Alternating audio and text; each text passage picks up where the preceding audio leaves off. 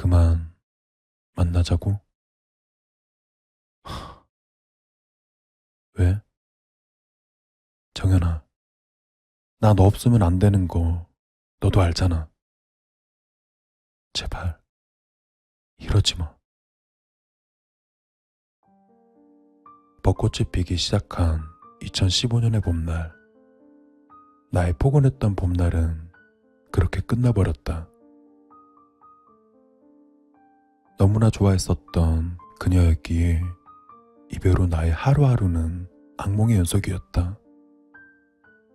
누군가를 만나는 것이 힘들었고 아무것도 할 수 없는 나날들이 한동안 이어졌다. 그렇게 몇 개월이 지났다. 이별의 충격으로부터는 어느 정도 벗어났지만 아직 가슴속의 먹먹함이 완전히 지워지진 않았다. 길가를 어지럽히던 분홍벚꽃은 사라진 지 오래되었다. 그렇게 여름이 오고 가을이 오고 겨울이 찾아왔다.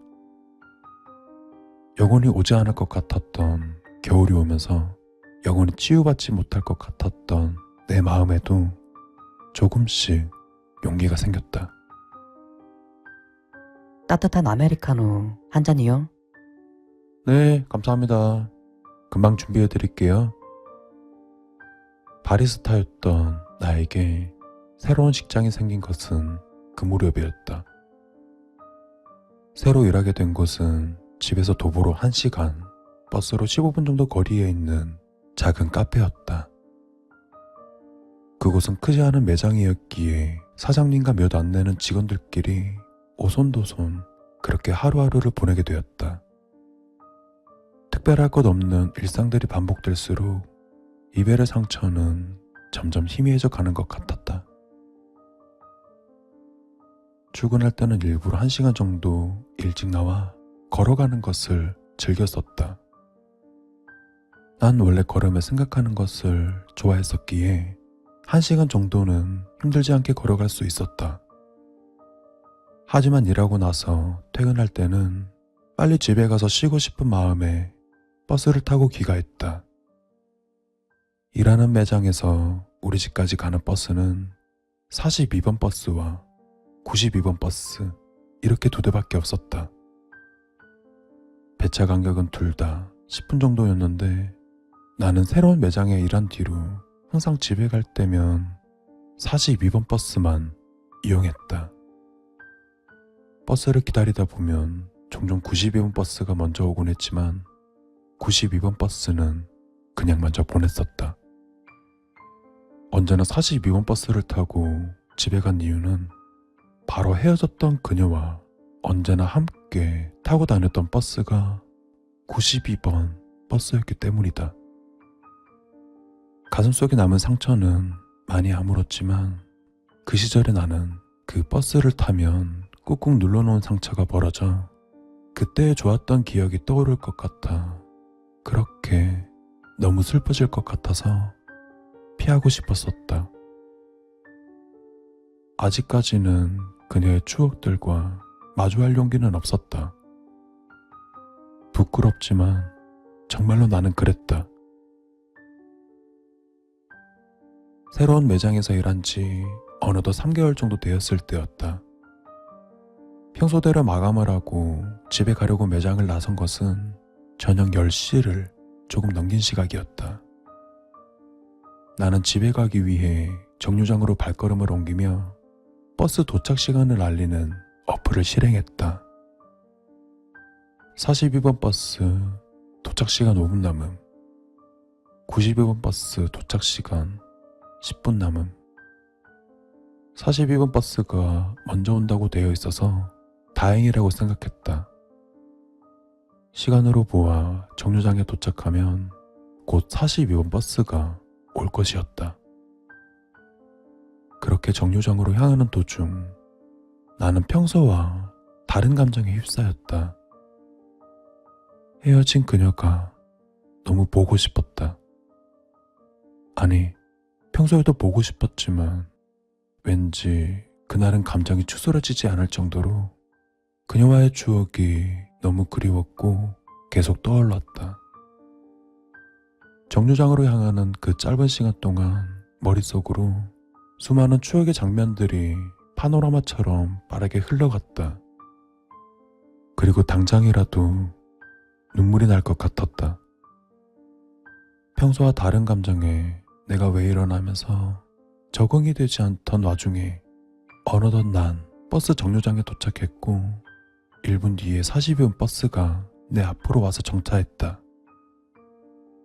나는 버스를 타지 않았다.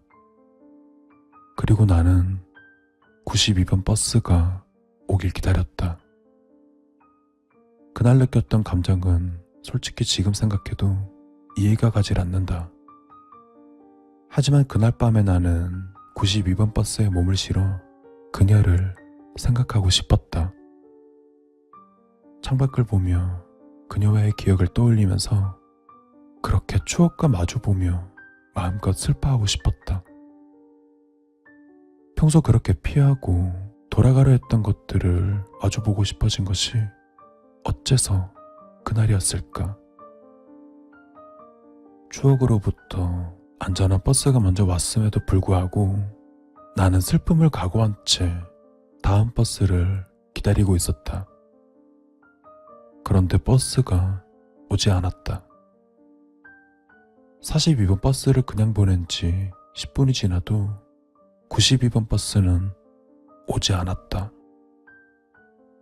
추운 날씨에 오들오들 떨면서 그냥 탈 걸 괜히 보냈네 라는 생각을 하게 되었다. 92번 버스가 도착한 것은 15분이 지나서였다. 나는 버스에 탄 다음 그녀와 자주 앉았던 그 자리에 앉아 창밖을 보았다. 창문 밖에는 그 시절 나와 그녀가 웃으며 마주하고 있는 것 같이 보였다.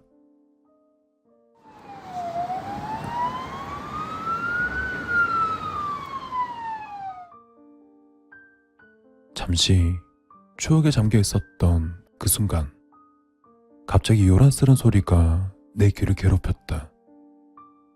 그러고 보니 좀 전에도 이 소리를 들은 것 같았다.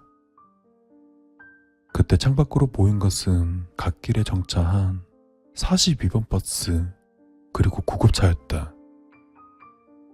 앞서간 42번 버스는 큰 사고가 있었는지 앞 유리창이 모두 깨진 채였고 버스 앞부분 역시 심하게 찌그러진 상태였다.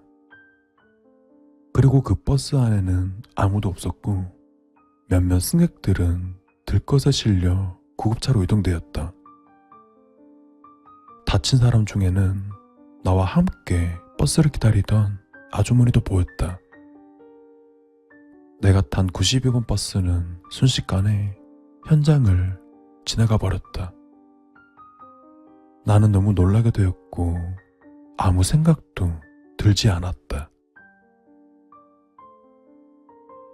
그렇게 버스는 집 앞에 도착했고 나는 멍한 상태로 집에 들어와 샤워를 했다.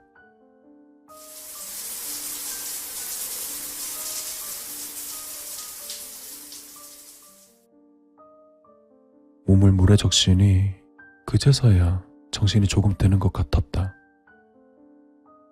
그리고 그 순간 헤어진 그녀의 얼굴이 떠올랐다. 갑작스런 감정 변화에 평소 그렇게 피해 다녔던 그 버스를 일부러 타게 되었다. 그리고 결과적으로는 그로 인해 사고를 피한 것이었다. 너무나도 우연스러운 이 사건은 한동안 머릿속을 떠나지 않았다. 그리고 문득 이런 생각이 들게 되었다. 멀리서 그녀는 내가 잘 되길 빌어주고 있어 이렇게 위기를 피할 수 있었던 거 아니었을까? 라고 내 마음대로 그렇게 생각해버리게 되었다.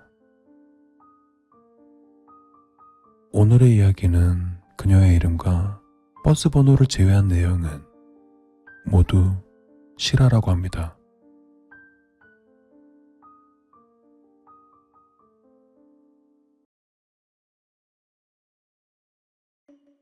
좀 앉아도 되겠나?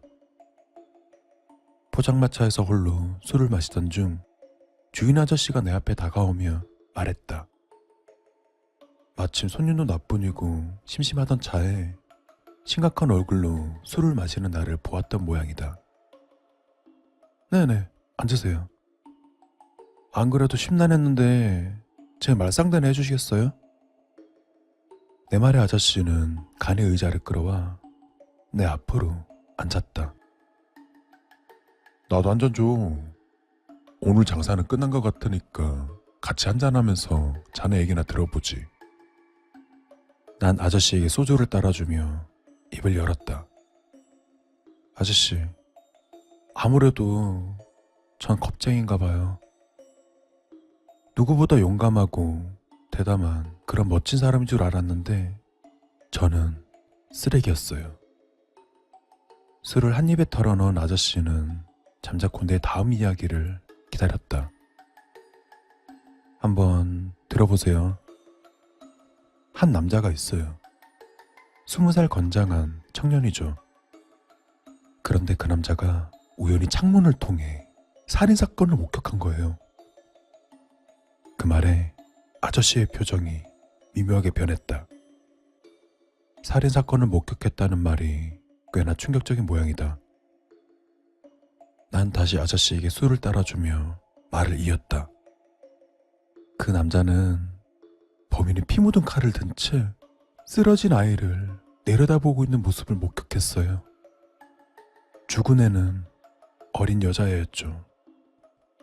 이제 갓 고등학교에 들어갔을 법한 아이였어요. 그런데 그 남자는 그걸 보고도 아무것도 하지 않았죠. 당장 뛰어내려가서 범인을 제압하지도 않았고 경찰에 신고하거나 소리쳐 도움을 요청하지도 않았어요. 난 내 앞에 놓인 소주를 마시고는 깊은 한숨을 내쉬었다. 그 남자는요, 범인이 자리를 벗어날 때까지 그저 한심하게 쳐다보고만 있었어요. 아저씨는 내게 술을 따라주며 말했다. 이해할 수 있어. 막상 그런 일이 눈앞에서 벌어지면 당황해서 얼어버리지. 부끄러운 일은 아니야. 난 희미하게 고개를 끄덕이며 말을 이었다. 네, 그럴 수 있죠. 하지만 문제는 그 다음이에요. 범인이 자리를 떠나고 나서도 경찰에 신고하지 않았어요. 아이의 시체가 집 밖에서 싸늘하게 식어가는 걸 알면서도 가만히 있었죠. 결국 시체는 다음날 동네 사람에게 발견되었어요. 뉴스가 나오고 경찰이 범인을 찾아 돌아다니는데도 그 남자가 한 일이라고는 침묵을 지킨 것뿐이에요. 아저씨는 멍하니 소주잔만 노려보고 있었다. 이야기가 이야기인 만큼 아저씨도 심란한 모양이었다. 난 아저씨를 바라보며 말했다. 아저씨, 만약 아저씨가 그 남자라면 이제 어떻게 할 것 같으세요? 이대로 침묵할까요? 아니면 조금 늦었지만 용기 내 경찰서를 찾아가 자신이 본 걸 이야기할까요? 아이고, 안주가 없네. 잠깐만 기다려봐. 아저씨는 대답을 피하듯 자리에서 일어나 안주거리를 가지러 갔다. 난 쓴웃음을 지으며 소주를 들이켰다. 칼을 들고 재료를 썰던 아저씨는 한참 지난 후에야 조심스레 입을 열었다. 범인의 얼굴 확실히 봤어? 난 대답하지 않았다. 아저씨는 칼질을 멈추고 잠시 나를 바라보다가 다시 입을 열었다. 아, 그렇군. 네 얘기가 아니라 어떤 남자의 이야기였지? 다시 칼질을 시작하며 아저씨가 말을 이었다. 한심한 생각이 들겠지. 용감하게 나서지 못한 자신이 싫을 거야. 하지만 그것보다 더 싫은 건 지금보다 용기를 내지 못하고 숨어있는 자신의 모습이겠지. 무서워서 침묵하는 자신에게 누군가 용기를 주길 원할 거야. 앞으로 나설 용기를 말이야. 아저씨는 식재료를 접시에 쓸어 담고는 칼을 든 채 내게 다가왔다.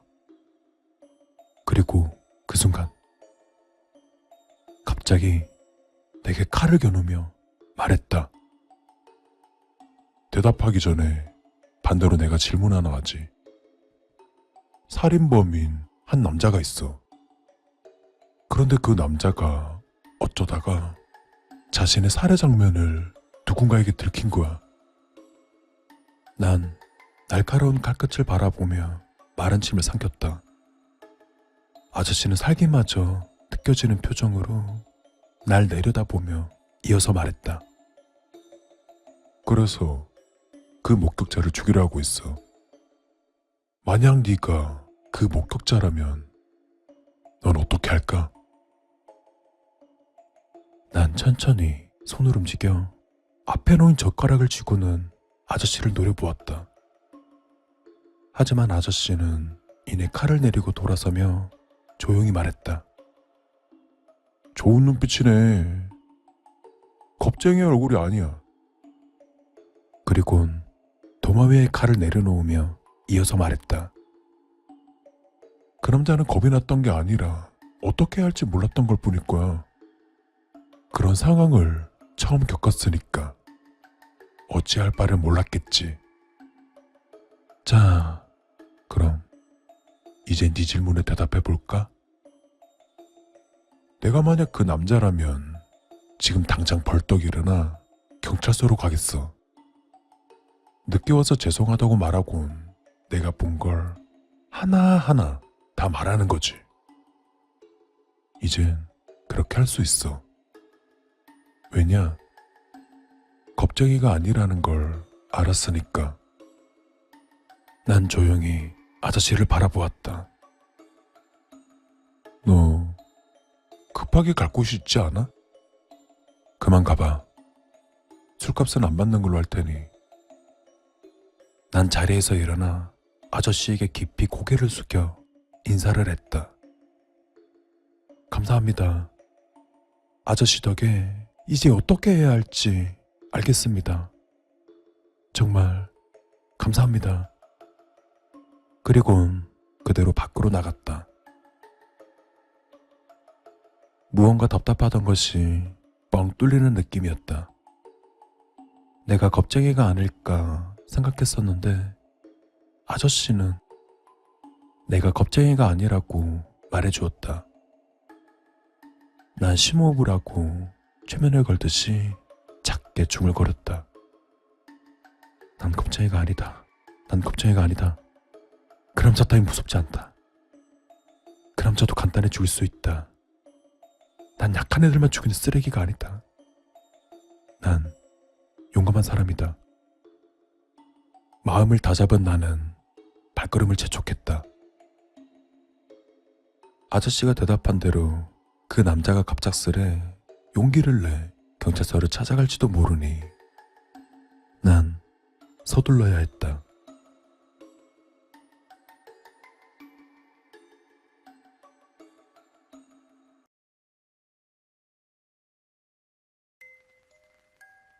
우리 집은 무척 가난했다. 부모님은 내가 가지고 싶은 게 있다 해도 아무것도 사주질 않으셨다. 옷은 주변 이웃집에서 물려준 걸 받아다 입었고 간식이라곤 얼음사탕뿐이었다. 의무교육은 제대로 받았지만 필기구나 교과서는 다 물려받은 것이었다. 당시 내내 물려받은 물건만 써왔기에 딱히 불만은 없었다. 다만 싫은 게 딱 하나 있었다. 그것은 물려받은 책상이었다. 헌데 그 책상은 물려받은 물건이었음에도 아직 새 것처럼 윤이 반짝반짝 빛이 났다. 그리고 책상의 서랍을 열면 나무 냄새가 풍겨와 나는 그 향기 맡는 걸 즐기곤 했다. 처음 그 책상을 받고 나서는 너무 마음에 들어 한가할 때면 분수에 맞지 않게 거기에 앉아 책을 읽는 게 내 기쁨이었다. 하지만 책상을 받고 일주일 정도 지났을 무렵 이상한 체험을 했다.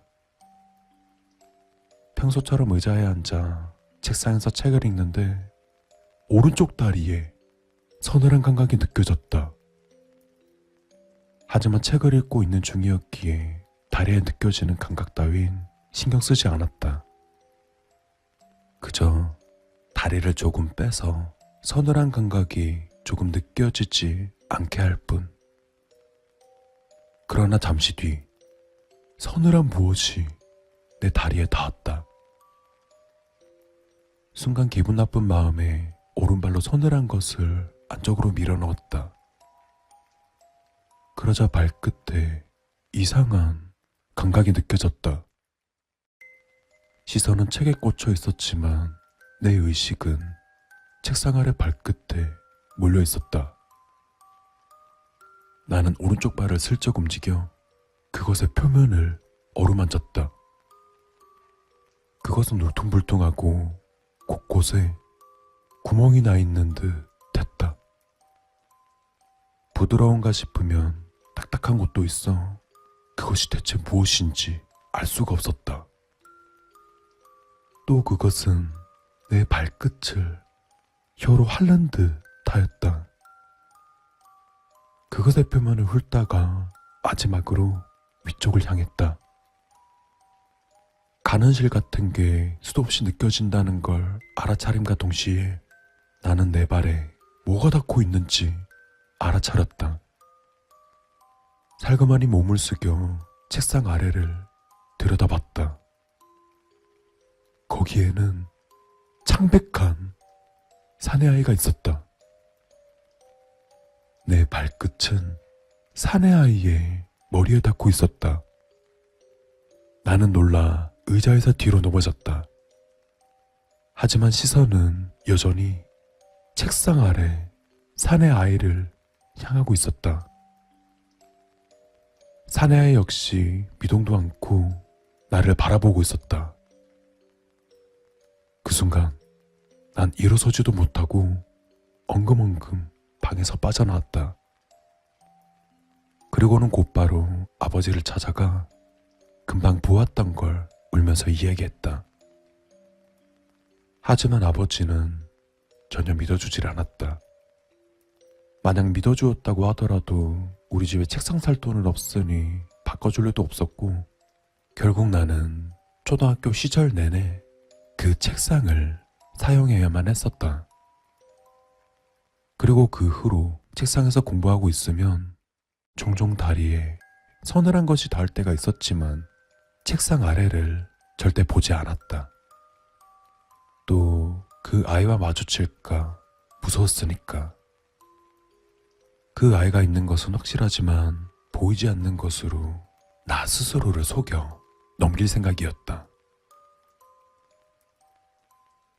어느덧 나는 중학생이 되었고 그때 어머니에게 슬쩍 물어보았다. 내가 쓰고 있는 책상을 누구한테 받아왔냐고 말이다.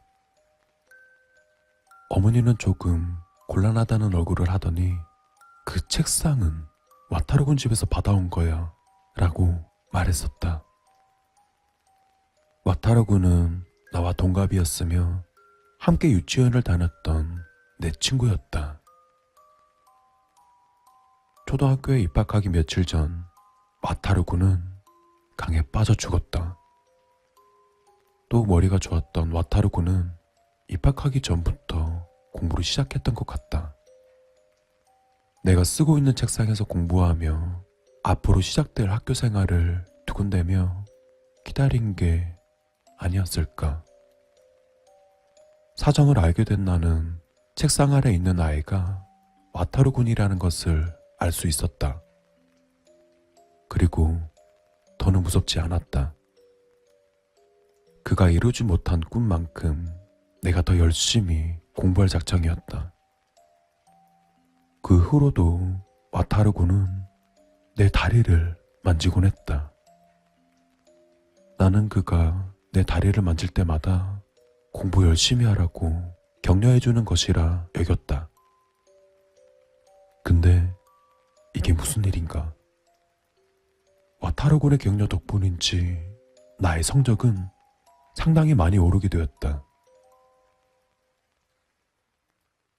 후로 얼마 지나지 않아 중학교에서는 야구가 유행하게 되었다. 그때 나도 끼고 싶었지만 야구 배트나 글러브를 살 돈이 없었다.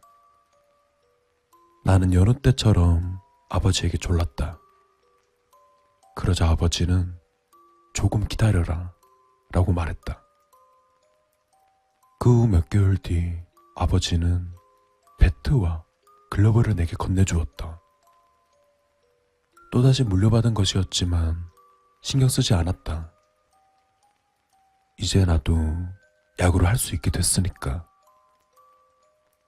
나는 다른 아이들 틈에 끼어 신나게 야구를 즐겼다.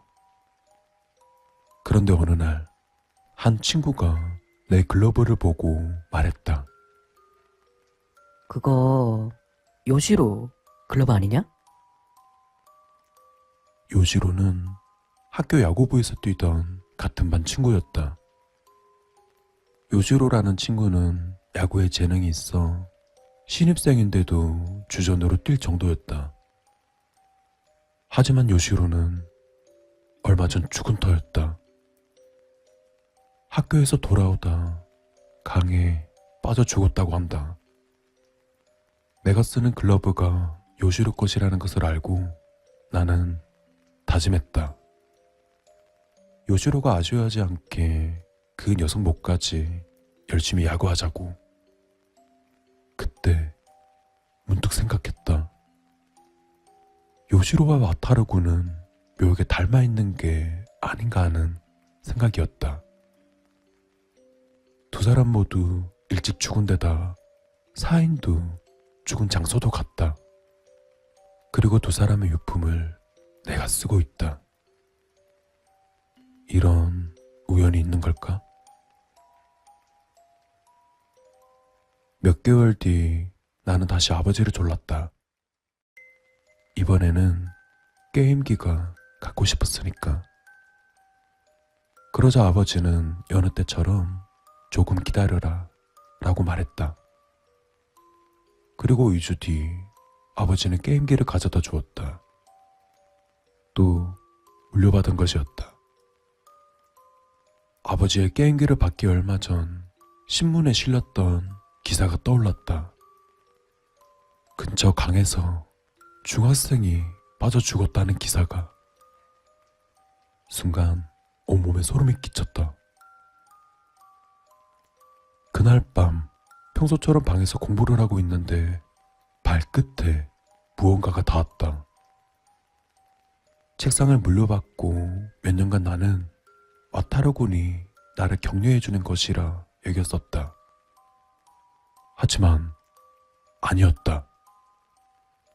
책상 아래에 와타르군은 필사적으로 호소하고 있었던 것이다. 살려달라고 말이다. 나는 책상 아래를 차마 볼 수가 없다. 그리고 나도 곧 그들을 따라갈 것 같다.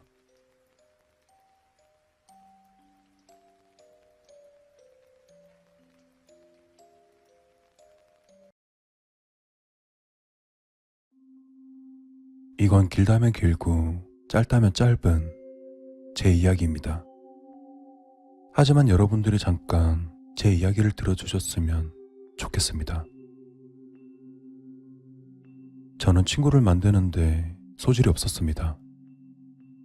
그리고 제 부모님은 제가 어렸을 적 교통사고로 돌아가시게 되었죠.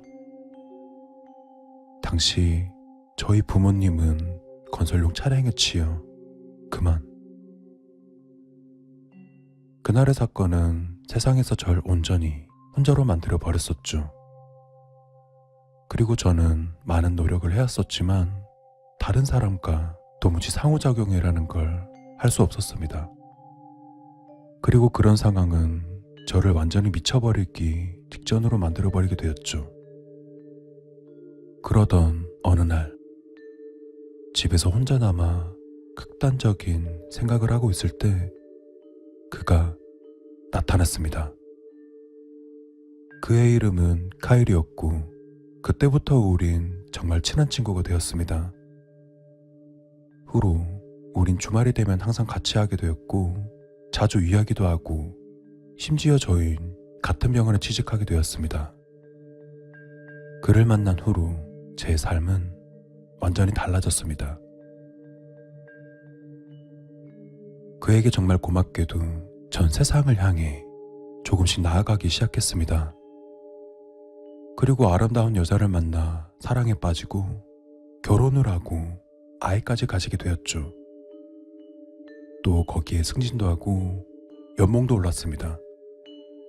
그리고 그중 제일 좋았던 건 일주일 중 이틀이나 3일 정도만 일하면 된다는 사실이었죠. 모든 것이 순조롭게 흘러갔습니다. 어느 날 전 카일에게 제 부인을 소개시켜 주겠다고 했습니다. 그는 조금 머뭇거렸지만 제가 거의 떠밀다시피 했었습니다. 그리고 결국 그는 우리 가족 저녁 식사에 초대받게 되었습니다. 그를 우리 가족에게 소개시켜 주던 날, 제 부인은 당혹스러운 미소를 띤 채 저녁 식사 내내 카일에게 말을 걸지 않았습니다.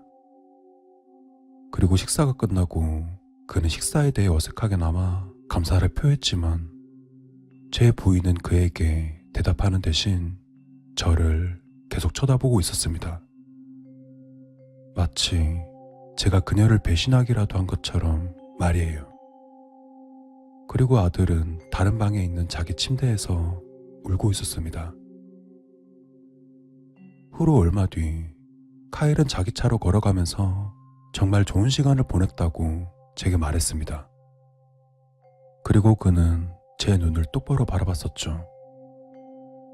곧이어 슬픔이 가득한 목소리로 말했습니다. 정말 미안해.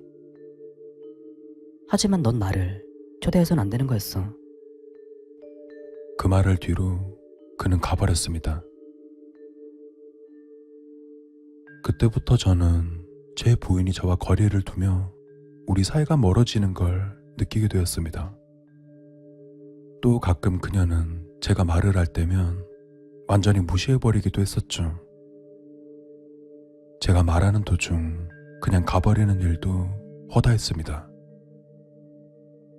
카일과의 저녁 식사 이후 일도 점점 힘들어지게 되었고 저는 사무실에서 거의 살다시피 해야 했습니다. 또 설상가상으로 사무실 규모가 작아지게 되었죠. 결국 저는 문 하나만 달랑 있는 작은 사무실로 옮겨가야 했습니다. 하지만 저는 제 일이 참 좋았죠. 저는 카일과 매일 대화를 했습니다. 그리고 그와 대화를 하고 있으면 가끔 사람들이 사무실에 많이 몰려들어왔습니다. 저는 매일 사무실 문에 나 있는 작은 창문을 통해 하얀 자켓을 입은 사람들을 볼 수 있었습니다. 그들이 하는 일은 항상 똑같았습니다. 그들은 카일과 제가 이야기하는 것들을 그들의 노트에 적힌 뭔가를 체크하고 달아나다시피 했습니다. 전 카일에게 그들에 대해 물었었지만 그는 신경 쓰지 말라고 말했습니다. 그리고 우린 계속 대화를 이어나갔죠. 그냥 제 삶이 어떻게 흘러가고 있는지 그런 것들에 관해서요. 그로부터 2주일쯤 지났을까요? 카일은 제 사무실에 오더니 대뜸 오랜 시간 동안 여행을 해야 할 것 같다고 말했습니다. 전 그에게 언제 돌아오냐고 물었었죠. 그리고 그는 고개를 저으며 확실치 않다고 이야기하더군요. 그리고 그는 떠나버렸습니다. 그러던 어느 날, 저는 생전 보지도 못했던 방 안에서 눈을 떴습니다. 4개의 콘크리트 벽이 절 둘러싸고 있었죠. 방에는 창문도 없었고 있는 것이라고는 침대 하나, 책상 하나, 그리고 육중한 철문이었습니다.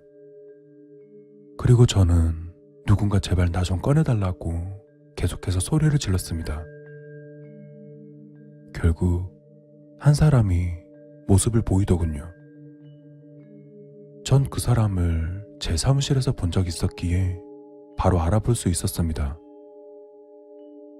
전 그에게 제가 얼마나 여기 있었는지 물어봤었고 저를 풀어달라고 부탁했습니다. 그리고는 저를 뚫어지게 쳐다보았습니다. 그리고 그가 입을 열었죠. 당신이 여기서 있었던 시간은 무려 4년이나 지나게 되었죠. 그리고 축하합니다. 당신은 이제 이곳에서 벗어날 수 있게 되었습니다. 예? 그게 무슨 말입니까? 당신은 그동안 이곳에서 미쳐 있었습니다. 에? 뭐라고요? 당연하게도 이건 믿을 수 없는 이야기였습니다. 하지만 곧 무슨 일이 일어났는지 깨닫게 되었습니다. 카일. 전 감정을 주체하지 못하고 흐느꼈습니다. 저의 제일 친한 친구가 그저 내 상상 속 허구의 이미지에 불과하다는 사실에 완전히 무너져 내리게 되었죠. 그러나 시간이 지나면서 전 제 상황을 점점 받아들이기 시작했습니다. 병원에 입원해 24시간 관리를 받기 이전에는 일주일에 2, 3일 동안 병원에 다녔다는 것을 알았습니다. 그리고 병원 사무실에서 직장을 가진 적도 없었다는 걸 깨달았죠. 모든 것이 이제 들어맞더군요. 한 달이라는 시간이 지나게 되었습니다. 마침내 저는 집에 갈 수 있게 되었죠. 그리고 집에 가던 날, 의사 선생님들이 복도에 서서 저를 향해 박수를 쳐주었어요. 피곤했지만 기분은 꽤 좋았습니다. 지난 몇 주 동안 제 자신을 다잡고 모든 것을 버티게 해줄 수 있게 해준 건 집에서 절 기다릴 아내와 아이들을 다시 볼 수 있다는 사실이었으니까요. 문을 향해 걸어가는 내내 전 제 가족만을 생각했습니다. 그리고 복도 끝에서 익숙한 얼굴이 문을 열어주었습니다. 문을 열어주었던 사람은 카일이었습니다. 그리고 그의 트레이드 마크인 미소 짓는 얼굴을 하고 있었죠. 당신이 이 병원을 나간다는 소식이 들리자마자 여행을 중단했습니다. 제 가장 소중한 환자가 이곳을 떠난다는데 어떻게 계속 여행을 할 수 있겠습니까? 그리고 저와 다시 이야기를 하지 않아도 된다니 당신 정말 기쁘겠네요. 전 소리를 지를 수밖에 없었습니다. 전 제가 할 수 있는 한 빠르게 집으로 뛰어갔습니다. 그리고 마침내 집에 도착했고 마당을 가로질러 문을 열었습니다. 안에서 나를 반겨줄 가족을. 그곳엔 아무도 없었습니다. 카일이라는 자는 제 전담 의사였고 제 가족은 존재한 적 없었다는 사실을 깨닫자 다시 이 세상에 혼자 남겨진 기분이 들었습니다. 그리고 그 순간 제 몸에서 피가 흘러나와 욕실 바닥을 적시는 동안 저는 무겁게 내려앉은 외로운 공기를 느낄 수 있었습니다. 환자의 정신적 장애를 치료하는 게 정말로 옳은 일일까요? 진짜 세상에 적응할 수 있도록 환자들의 세계와 그들을 분리하는 것이 옳은 건가요? 그리고 의사들은 그렇게 할 권리가 있나요? 저는 그렇다고 생각하지 않습니다. 차라리 제가 미쳤으면 좋겠습니다.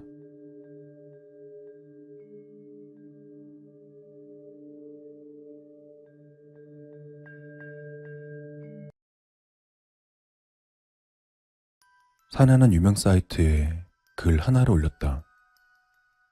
제목, 출사 나갔다가 어이없는 일 당했습니다.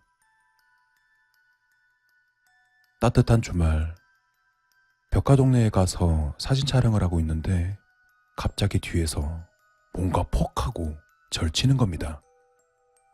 그때 저는 완전 크게 넘어졌는데 알고 보니 자전거가 친 거더군요. 아주 제대로 부딪혀서 아픈 것도 아픈 거지만 들고 있던 카메라가 계단 아래로 날아가 버렸습니다. 순간 전 아픈 것도 있고 얼른 일어나 카메라를 먼저 주우러 갔습니다.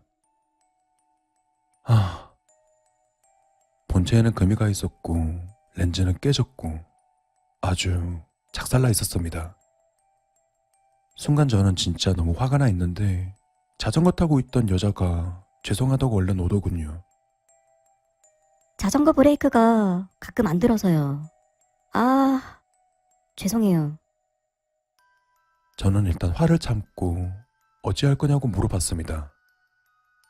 그랬더니 다치신 거 치료비 다 드릴게요. 아, 정말 죄송해요. 이러길래 제가 그건 됐으니까 카메라가 어쩔 거냐고 물었습니다. 그랬더니 눈을 동그랗게 뜨고선 카메라를 제가 왜 물어줘요? 이러는 겁니다.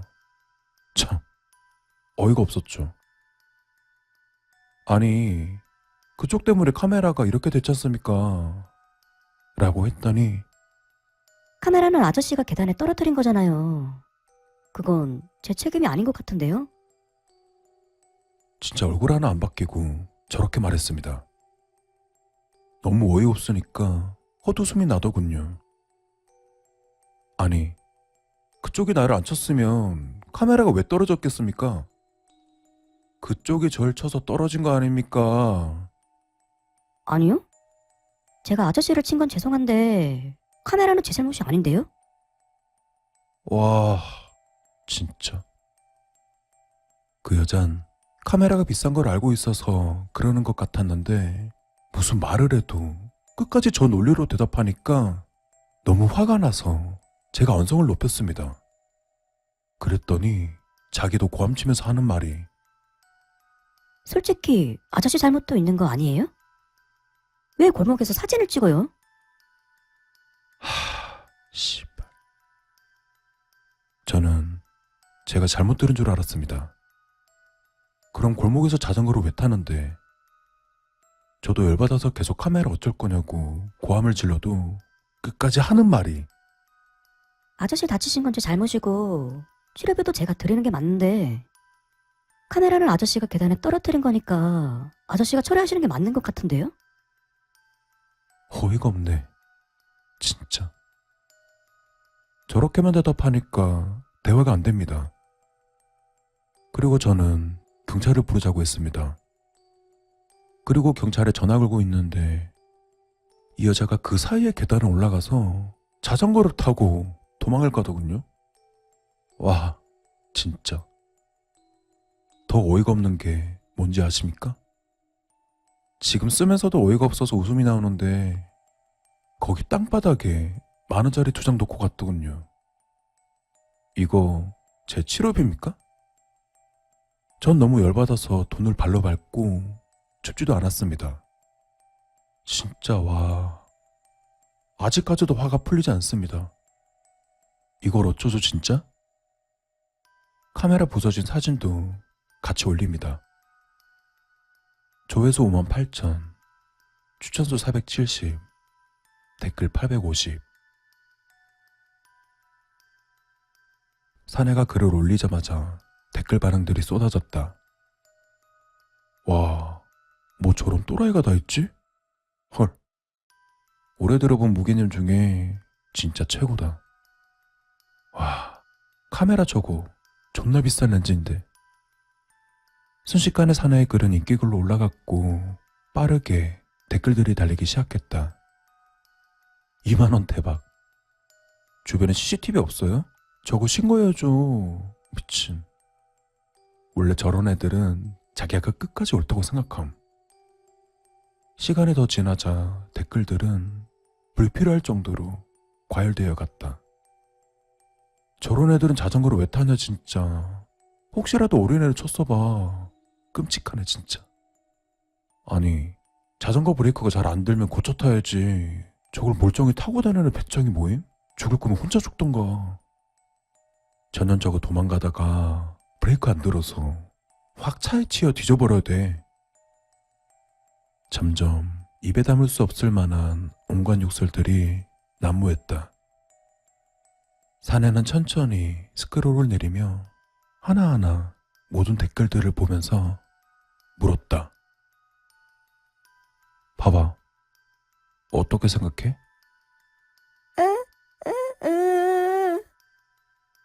사내의 바로 옆 온몸이 포박당한 여인이 울며불며 고개를 저었다.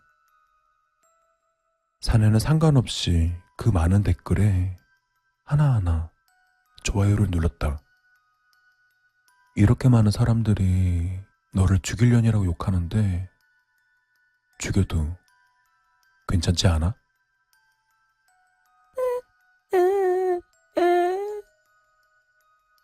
격하게 도리질치는 여인의 절규가 이어졌다. 사내는 로그아웃했다. 그리고 메모지를 보며 새로운 아이디로 로그인했다. 제목, 제가 그 2만원 여입니다. 어이가 없네요. 자전거 출사거래 2만원 여가 전데요. 진짜 지금 어이가 없어서 말이 안 나오네요. 제가 벽화마을에서 자전거 타다가 갑자기 내리막길에서 브레이크가 안 든 건 맞는데 저는 분명히 멀리서부터 경고했거든요. 브레이크가 들지 않는다고, 비켜달라고, 아저씨 브레이크가 안 된다고 라고 저는 소리쳤습니다. 제가 멀리서부터 계속 소리쳤고 그 아저씨도 보고 나랑 눈도 마주쳤거든요. 근데 진짜 지금도 어이없는 게 비키질 않고 카메라를 들어 저를 찍는 거예요. 좁은 골목 한가운데 떡하니 서서 말이죠. 그리고 다시 그 아저씨한테 소리를 질렀어요. 브레이크 안 되니까 제발 비키라고 말이죠. 제가 끝까지 비키라고 했는데 카메라질만 하고 있어서 제가 억지로 그분 옆으로 틀었거든요. 근데 골목이 너무 좁아서 제가 벽에 부딪히면서 넘어졌어요. 제가 벽에 부딪히고 튕겨 넘어지면서 그분도 조금 밀치게 되었죠. 그러니까 제가 그분하고 부딪힌 건 맞지만 제가 박은 건 벽이었지 그분은 아니거든요. 그것도 그분 때문에 그렇게 된 거지. 저는 쓰러져서 피 흘리고 아파 죽겠는데 그분이 갑자기 씩씩대면서 하는 말이 카메라 어쩔 거야. 어? 너 때문에 카메라 떨어져서 깨졌잖아. 이 카메라 어쩔 거냐고. 물어내. 이게 몇백만 원짜린데. 이러는 거예요.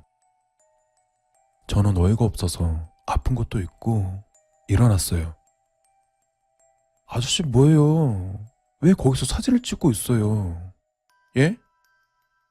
이 카메라 어쩔 거냐고. 뭐예요? 아저씨가 안 비켜서 그렇게 된 거잖아요. 그리고 저를 왜 찍어요? 네?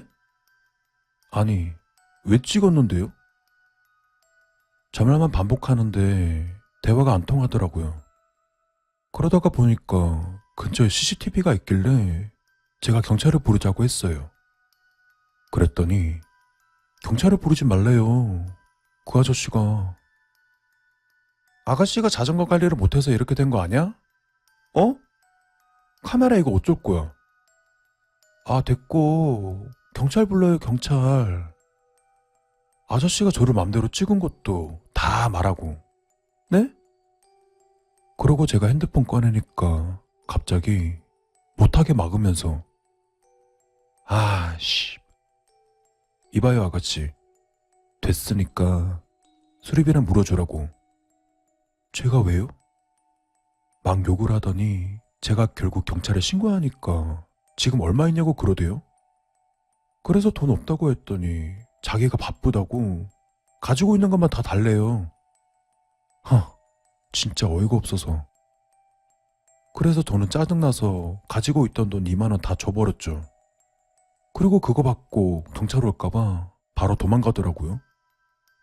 진짜 얼마나 황당하던지. 그래놓고 저딴 글을 올려놨네요. 지금 너무 화가 나서 지금 손발이 부들거립니다. 카메라 사진 올려놓은 것도 보니까 훨씬 더 망가져 있던데 일부러 더 망가뜨린 것 같아요. 진짜 너무 화가 나요. 천하에 쌍년이 되어 있어서 어이도 없고. 못 믿을까봐 그때 경찰에 신고했던 기록이랑 녹음 파일 올려요. 조회수 62,000, 추천수 610, 댓글 1200. 글을 올리자마자 댓글 반응들이 쏟아졌다. 이거 진짜면 그놈이 또라이인데? 음성 파일 보니까 팩트 같다. 경찰에 신고 중인 거 확인되고 옆에서 카메라 어쩔 거냐고 소리치는 것까지 다 녹음됐네. 이래서 인터넷 글은 양쪽 말 다 들어봐야 돼. 남자 사이코였네. 순식간에 글은 인기글로 올라갔고 빠르게 댓글들이 달리기 시작했다. 아니, 그 상황에서 카메라로 자전거를 왜 찍어? 제 딴에는 인생샷 나올 거라고 생각했겠지. 저 비싼 카메라가 아깝다. 멀쩡하게 취미 활동하는 사람들까지 욕먹겠다. 병신, 쥐가 잘못해놓고 피해자 코스프레 한 거 봐라.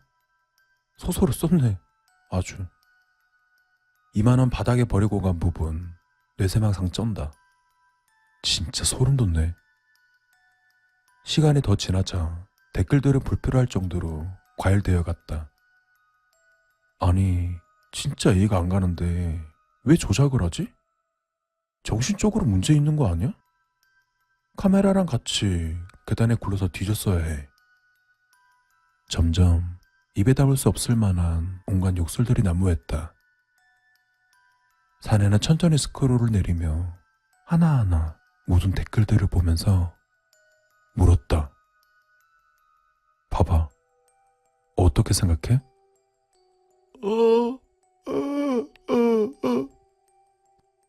사내의 바로 옆 온몸이 포박당한 남자가 울며불며 고개를 저었다.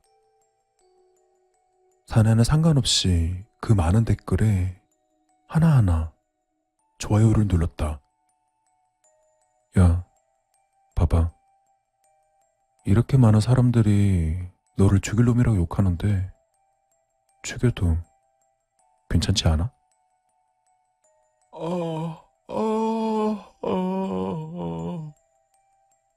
격하게 도리질 치는 남자의 충혈된 눈에서 눈물이 흘렀다. 사내는 일어나 칼을 꺼내들었다. 바닥에 쓰러진 두 남녀는 격하게 몸부림쳤지만 방법이 없었다. 그럼 사람들이 바라는 대로 하자고. 다들 그렇다는데 어쩌겠어?